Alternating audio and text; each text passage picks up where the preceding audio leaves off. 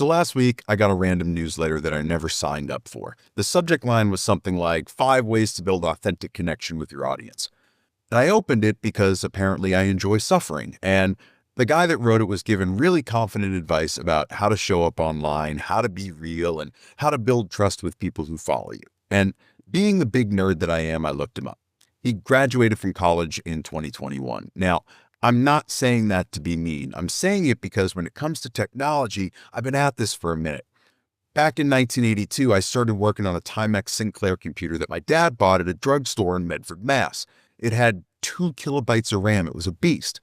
And then a little later, I moved up to the TI-99 4A. I was loading data from cassette tapes. And then there was the Apple IIe. And then the Apple IIgs. And then when I got to college, we were on VAX mainframes and saving everything to zip drives. And if you were lucky enough to have one, we were lugging around these word processors that weighed just about as much as a Volkswagen.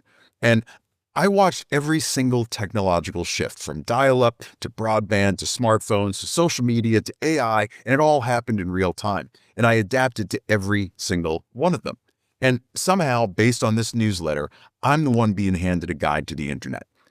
So here's the thing about experience. It doesn't show up in your follower count. It doesn't trend on LinkedIn, and nobody's writing a newsletter about the creative guy who's been doing this for 25 years and still hasn't quit, even though that person probably has more useful things to say about survival and craft and what actually lasts more than anyone who's been at it for 3 years and already has a course.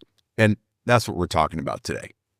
So let me tell you what I think is actually happening here, because it's worth naming directly. There's a version of online creative culture that's decided that the only valid currency is reach. How many followers you have, how many views, how many people click that little notification bell. And look, I get it. Those numbers matter. I'm not going to stand here and pretend that they don't, because I'm actively trying to grow this channel and I check the analytics just like everybody else. But somewhere along the way, reach got confused with authority, and that's where things went sideways. The person with 200,000 subscribers and 3 years of experience is not automatically more qualified to tell you how to run a creative business than the person with 3,000 subscribers and 25 years doing it. One of those people has survived multiple recessions, multiple technology shifts, multiple moments where the industry said that the thing they do is over. The other one started their career during a bull market for content and has never had to figure out what happens when the algorithm stops being their friend. Now, before all the flaming and the trolling starts, I'm not bitter about this, by the way. I just want to be clear about that. I actually find it kind of fascinating. But I do think it's worth saying out loud, especially if you're somewhere in the middle of your creative career, looking at people younger than you who seem to have it all figured out and wondering what it is that you're doing wrong. The thing is, you're probably not doing anything wrong. You're just playing by a different set of rules than the ones being advertised. Now, here's what GenX actually has that doesn't get talked about enough. We learned how to figure things out for ourselves without a tutorial. When I was setting up my first website, there was no YouTube video explaining how. You read whatever you could find, you broke things, you fixed them, and you developed this intuitive sense for systems that I know I'm still using every day. That intuition is not nothing. In a world where every tool changes like every 6 weeks, knowing how to learn new tools without panicking is a genuine competitive advantage. We also learned that trends don't last. I watched blogging revolutionize design and then it got commoditized. I watched early web turn into something that nobody predicted. And then I watched social media go from a novelty to an industry to a source of collective anxiety in about 15 years. And every time something new showed up, there were people saying that this changes everything. Sometimes it did, and sometimes it just changed the surface while the fundamentals stayed exactly the same. And those fundamentals, by the way, are do good work, build real relationships, be someone that people can trust, and stay in the game long enough to matter.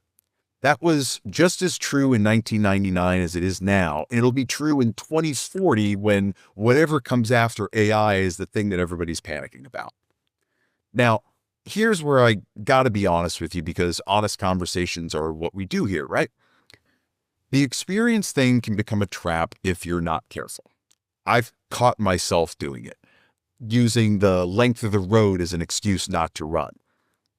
I've been doing this for 25 years, and that's a fact, but it's not a strategy. It doesn't automatically make your content better or your business stronger. What it does is it gives you a deeper foundation to build from if you actually build. The Gen X creatives I know who are thriving right now are the ones who took everything they learned the hard way and applied it to the new tools with the exact same curiosity they had when they were first starting out.